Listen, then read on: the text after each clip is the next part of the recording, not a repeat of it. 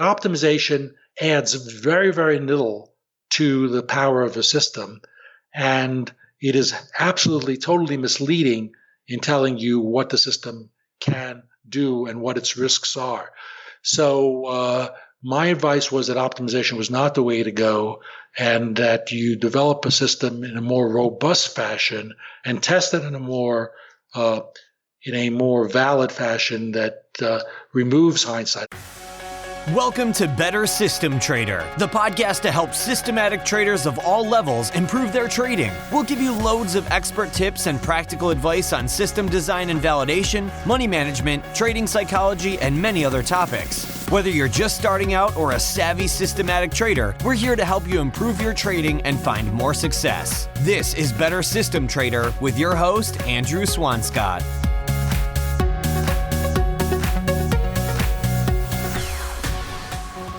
Welcome to the Better System Trader podcast. This is episode number 97, and today our special guest is Mr. Jack Schwager. Jack really doesn't need any introduction. He's a very well-known expert in the industry, working for some of Wall Street's leading firms, not to mention being the author of a number of books, including his best-selling series of Market Wizards books, which I'm sure pretty much most traders on this earth have read. Now, this podcast episode is going to be the first part of our chat with Jack, and the second part with all of your questions will come out in 2 weeks' time because it was just way too much to have in one episode. Anyway, in this first part of our chat with Jack, which you'll hear today, we're going to be talking about optimization myths. We have discussed some of the dangers and challenges of optimization on this show before, but it's really good to hear Jack's insights on optimization because he references a study that analyzes optimized values based on past data and compares that to how they performed going forward. And the results of this study were really very interesting and could have a huge impact on the way we test and trade strategies. So that's just one of the topics we discussed today. There are plenty more nuggets of info in the chat, so we're going to get straight to it. But look out for the second half of this chat coming out in 2 weeks' time when Jack answers all of the questions you wanted to ask. So let's jump over to our chat with Jack. Hi, Jack. Thanks so much for joining us today. It really is an honor to have you here. Oh, thanks, Andrew. Glad to be here. Now, I think it's pretty safe to say that most traders know who you are. And even with the guests that I've had on the show so far, when I ask them about their favorite trading books, the Market Wizards series get mentioned pretty much most of the time. So you've had a really big impact on lots of traders over the years. But before we start getting to that, perhaps you can take us back to when you first started trading and share with us some of your background on how you got started and what it was that actually led you into trading. So I would say fate or luck got me into trading, and I think it's true for most people that if they think about it, the most important things in their life were probably just a matter of luck. Which is sometimes good, sometimes bad. But in my case, I had graduated with a master's in economics. I was looking for an analytical job. I knew very little about markets and knew absolutely nothing about futures. But I wanted the jobs I interviewed for. In fact, the only legitimate job I interviewed for after placing an ad in the New York Times for a position wanted, I got a bunch of calls, which were mostly scam type calls to get you to sell stuff. But I got one legitimate call. That legitimate call happened to be a position for a research analyst, so the analyst part was right up my alley and writing was right up my alley. And so I ended up getting, to make a long story short, I ended up getting the job pretty much on my writing skills and maybe my analytical background, but not because I knew anything about what I was supposed to be covering. In fact, I knew nothing. And I still remember with embarrassment, actually, my answer was so bad that I still remember it to this day. And this is now, my God, probably 46 years later. So I was asked, do I know anything about the futures markets? And I said, well, no, not much. Something like gold. I really knew nothing. And back in those days, even nowadays, I think economics majors are not taught a lot about markets and very, very little about derivative markets, but probably is better these days. But back in my day, it was, it was zero part of the curriculum. So anyway, I did get the job, and that got me involved in the markets. I was intrigued because it was analytical, and it was also something that changed all the time. And I did not want to be doing something that was repetitive, and I did want something that has a bit of a challenge, and it's I kind of fulfilled all those aspects. So while I had no particular goal of ending up in that type of job or even knew it existed, once I was there, I said, hey, this could be good. And I started writing for a magazine which was then called Commodities. It many years later changed its name to Futures, and years later changed its name to Modern Trader, which is what it's called today. But I was one of the very early writers for that publication. I was a contributing editor, and sort of my articles gave me a little bit of notoriety. I had started as just a beginning analyst, so I was paid terribly. In fact, my secretary made more than I did, to give you an idea. And my firm thought they were being very generous when they gave me a 20% raise, but 20% over a ridiculous low salary is still a low salary. So I said, well, let me see what else is out there. I stuck my head out, and the first, I got a recruiter, and within 1 week, he found me a job at triple the salary, and which was a director of futures research job, which I landed. And from that point on, for the next 22 years, I was a director of research departments. And so that's how I got involved. And by analyzing markets, I eventually, I started trading, and sort of that's how it started. Yeah, well, you obviously sorted out that knowledge of the futures markets issue, because I think one of the first books, actually it probably was the first book you published, was A Complete Guide to the Futures Market. And you've actually just updated that, and it's a huge book. I think maybe 600 or 700 pages, right? So it's actually... It's over 700 pages. Let's leave it at that. And yeah, so that was both my first book and my most recent book. I wrote that book back. I actually took a year sabbatical to write it. And even that understates the amount of work, because this was maybe PCs existed in their infancy, but I wasn't using them.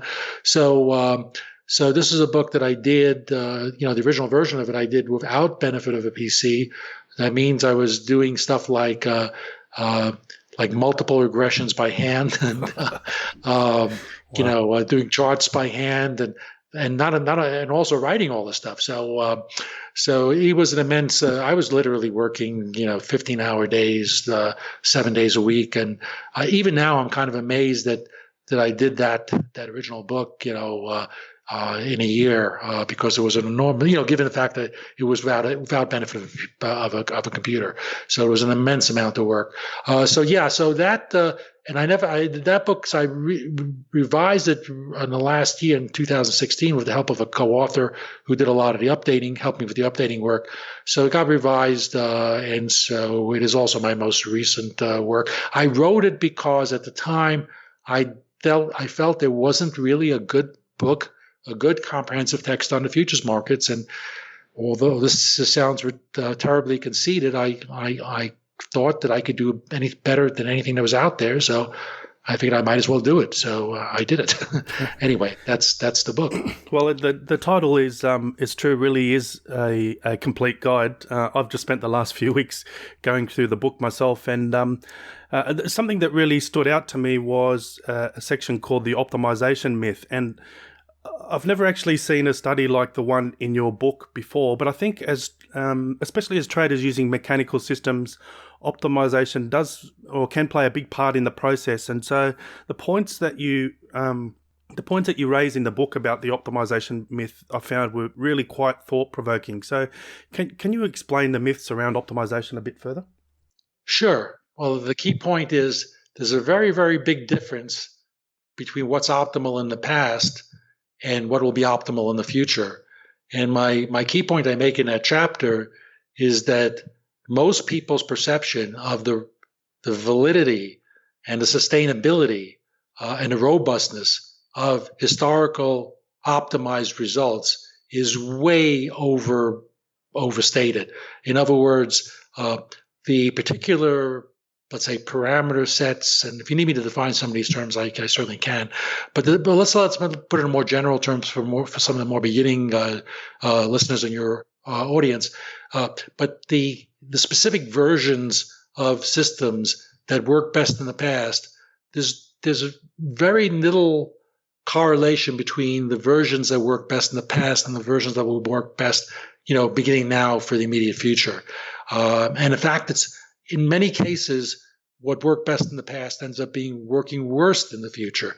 So my key point was that developing a system and optimizing it so it gave you the best results for the past was a flawed approach and very, very misleading, and would give you results that way, way, way, I hope I have enough ways in there, overstates the potential of the system in the future. And so I did tests like optimize systems, and I would take just simple tests, define a system and then define 10 parameter sets. So let's say, let me give a simple example so people can see what I'm talking about. So a lot of your listeners will know, but some won't. So let's say we take a very simple system like a crossover moving average, which is two moving averages, and you get a signal when the short moving average crosses the long moving average. When it crosses from below, it indicates the trend's up and vice versa. So you can choose different numbers for your short moving average and long moving average. So a lot of people kind of test all variations and then they pick whatever's best and they look at the results and say, wow, look at what this did, and they trade it. Well, my point was that if when I did the experiment for the book as an example, I would take, say, like 10 different pairs, significantly varied pairs, and see, okay, which ones, and I do it for 10 markets, and which ones work best, in the past, and then what happened in the next year, and what I basically showed was that the ones that worked worst in the past did about as good as the one that worked best in the past. There was very, very little carryover. And so that leads to that key conclusion. And I know your audience is highly into systems and all that, but the key conclusion that comes out of that is that optimization adds very, very little to the power of a system. And it is absolutely, totally misleading in telling you what the system can do and what its risks are. So my advice was that optimization was not the way to go, and that you develop a system in a more robust fashion and test it in a more valid fashion that removes hindsight. Optimization, by definition, is all hindsight. So my point is, you want to develop a system so you don't use hindsight, and only if it works without hindsight can you have any faith or confidence that it is more likely than not to work in the future. Yeah, I think what really interested me about those results when you were comparing in sample to out of sample is that sometimes it was actually the complete opposite. So the worst results in the in sample were the best in out of sample, but not always the case. So, but I thought that was really quite interesting that the exact opposite actually did the best. Yeah, and that happens more often than people, a lot more often than people would think it does. It happens with some frequency, and I get it may be there's two possible explanations for that. One is it's just random, and if you mean optimization doesn't really help it hardly at all, and therefore sometimes you have as much chance for the best to be the best or the worst, and so that's one reasonable. That may well be the best explanation, but there's also an explanation that the very fact that something is the best becomes a reason why it may be the worst, because you get too many people following that approach or approaches that correlate with that, and then the market will punish it. If there are too many followers. If there's too many people doing the same thing, that ends up to be self-destructive. Yeah. So, what value then does optimization actually have in the process?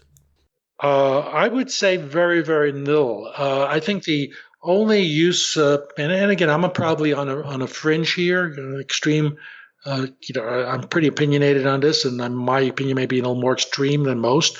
But my opinion is that if you're testing a system and you have no idea, like let's say I was doing a crossover moving average, I came from Mars, and I had no idea what the numbers should be, and I might be testing stuff like a 1,000 versus 5,000, which is just like way. Yep. So then the optimization would tell me, well, you're kind of off the curve. You're not in the general territory, or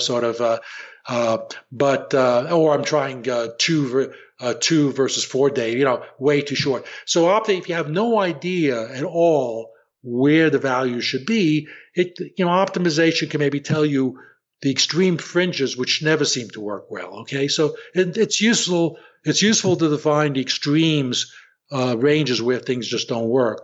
But then there's a broad range where the thing works on balance, but I think which versions work better or worse shifting all the time. And so I think it's only useful in defining the broad territory, but that territory is very broad. But what people do is they use it to fine tune the exact specific versions of the system they're trading. And that is where I'm saying that type of stuff, that just doesn't work at all. Yeah, so you just made a point earlier about optimization benefiting from hindsight, and we should try to test to remove hindsight. How do you actually test and remove hindsight at the same time? Yeah, that's a very good question. Okay, so actually in the book, I do give people two methods to develop and test systems without hindsight. And so I can describe them in sort of general terms. So the more complex and maybe more real life approach, but it requires a lot more work, is to let me back up for a second. Sure. What you really need to do is get a mindset where you want to make the development and testing the system mimic what it would be in real time. Now, real time takes a long time to play out, right? So you really can't do it in real time, but you want to make it as if it were in real time. So one way you can do that is, let's say you go back, let's say I have data back to 1980, let's say, for example, in a market, okay? So I say, okay, I'm going to develop a system. I'm going to use 1980 to 1990, or 1980 to 1990, use 10 years of data, and I'm going to develop a system, and I'm going to say, okay, this is what I'm going to trade, okay? Then I trade that. Then what I do is I define everything about the system, what the signals are, what size trades I put on, what markets everything about the system is 100% defined. I take that methodology, and then I take my data for 1991, and I test it, okay? And that's my results for 1991. Now I say, okay, I have all the data from 1980 to 1991. Now I use all that data. I do the same process. I define my system exactly, and I trade that for 1992. So it's called a step forward through time. But every year's results are based on using only the information that existed before that time. In other words, you are trying to mimic what it would be like in real time. So I think that is a good approach. And you could do that year by year by year, and then you would get much more reliable results. And if you were optimized, you could optimize to your heart's content. But what will happen is, you can do that, and then you might see, I'm optimizing, and my optimization is coming out really, is not doing anything. So you can incorporate that information too, whatever. You can do it any way you want. The critical point is, you only want to use the data that wouldn't have been available prior to the time period you're testing for. And you step through time. That's one approach. And that's described kind of in the book. Another approach, which is simple. I'm sorry. Yep. Sorry. So I was just going to say, so that sounds like you're using a walk forward approach, but it's a using walk forward anchored. approach. Exactly. It's a walk. Exactly. Yeah. It's a walk forward approach. Right. Yeah. Exactly. That's exactly what it is. So, but you're still using an optimization there that perhaps has. You may, maybe yes, maybe not. In other words, it's your choice. If you want to optimize, you can optimize and walk forward. But you might say, in fact, you might start out doing that and say, you optimize, you say, oh my God, my optimized set did worse than 90% of the others. Maybe this is not a good way to do it. Maybe I should be doing it a different way. So you may or may not optimize. That becomes part of your decision process, okay? But whatever your decision process is, it's done and not tested until it's fully defined for the next test period. Yeah. So the other approach, which is a lot easier, is you can take the mindset is, okay, I don't know what's the best version to trade. But what I can do is I can assume it's like throwing darts. So let's say I had all my parameter sets up on a wall. I could always throw darts to decide which one I'm going to trade.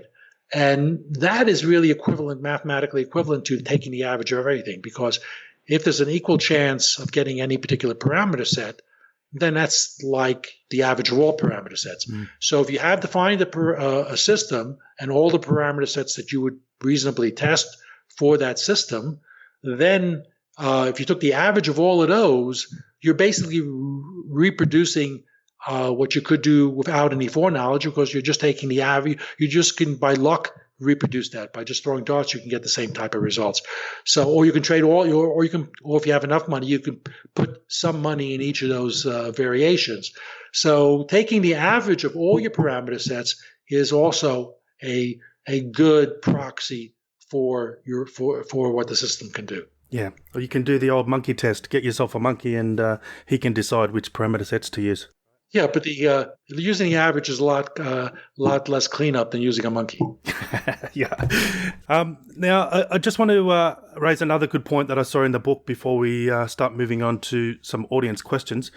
Now, it was a good point, but I think it's something that can get kind of lost in the process, and that is that trading results can sometimes reflect more about the market or information about the market than the actual system, which I think is an interesting idea. So what are the dangers and opportunities of considering this when creating and trading our strategies?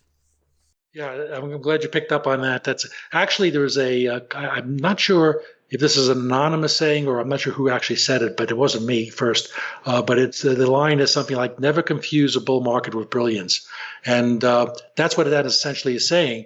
And what I point out in that particular chapter is I show examples, like there are markets where no matter what if you were, let's say, a trend follower, no matter what trend following approach you were using, you couldn't help but do spectacularly well. No, you just couldn't help it. It was just like the market started moving up, and it just went straight up in a line, and then it kind of went sideways for a while, then broke down and went down in a line. You just couldn't help but make money, no matter what system you use. So nothing great about the system. It's just the market was very, very good.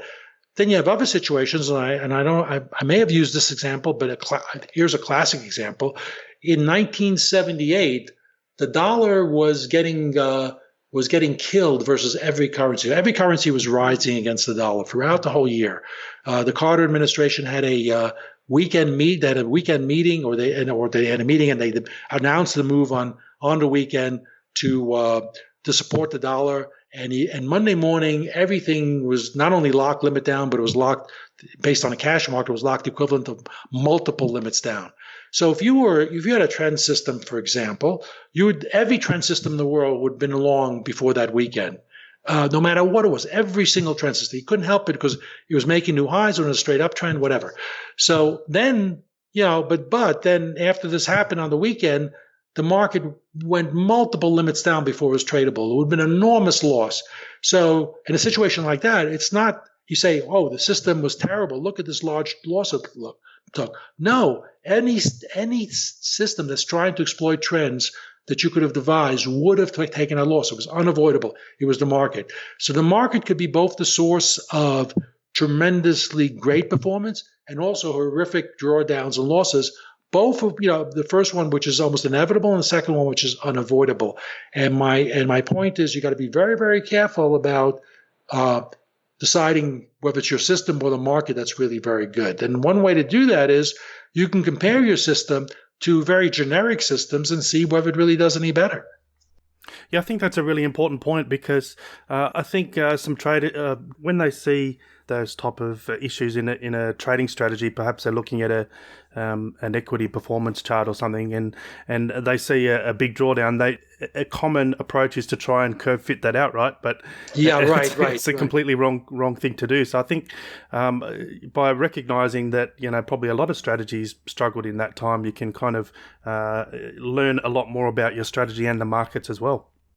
Yeah, I mean, you would have people literally. I mean, exactly. That's a very good point you make. So you have somebody say, "Oh, if there are 16 weekends that have been where the market if the market has been up, for a 16th weekend, let's say whatever it might be, I don't know, then get out because it happened. They count the number of weeks before the turn came, and they make a rule that they get out before that that end of the week. So then they avoid that loss."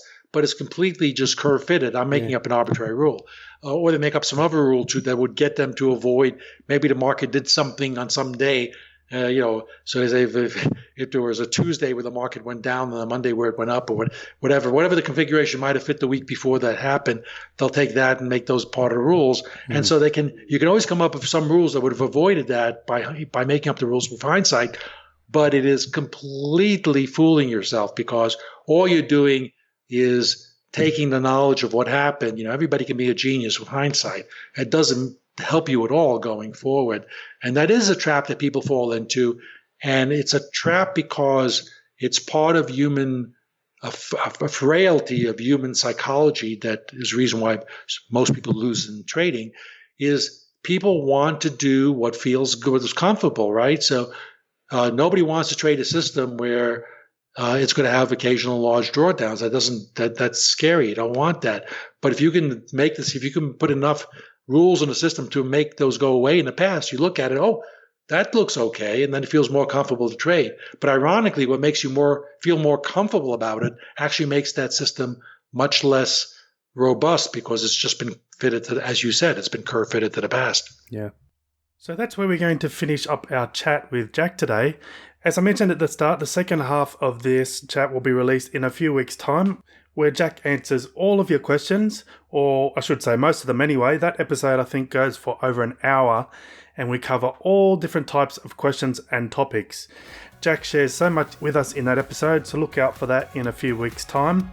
Plus, we have a huge announcement to make in that episode as well. It'll be episode 100, so quite a milestone. Make sure you don't miss it. Okay, well that's it for this episode. Thanks for listening. I hope you enjoyed the show. Come on over to bettersystemtrader.com. That's where you'll find all the previous episodes, all the transcribes, all the show notes, and all the free weekly trading tips. bettersystemtrader.com.